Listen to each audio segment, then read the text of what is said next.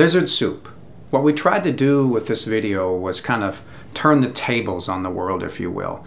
The world tries to make us seem like we're foolish for believing that God created the world, when reality is the theory of evolution is a very foolish idea. It's a crazy idea. You know, the reality is that Darwin, the guy that wrote the theory of evolution a little more than 100 years ago, he wasn't here when the world was created. The only person that was here was God, and God's the only one that really knows for a fact how the world was created.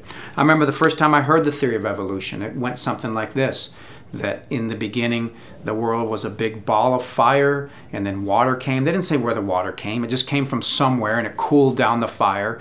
And then somehow, they didn't say how, life came in the water through these little one-celled amoebas, and then eventually the one-celled amoebas grew into a fish, and then eventually the fish over millions of years sprouted legs and crawled out of the water, and then over millions of years the fish or the lizards turned into birds, they sprouted wings, and then somehow the birds turned into monkeys, and then again over millions and billions of years the monkeys turned into people.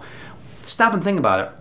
It's a giant guess. There's no scientific evidence whatsoever. There's never been one creature that they have scientifically proven has evolved into another creature. There's no evidence for that. It's just one guy's idea, and he wrote it in a book called The Theory of Evolution.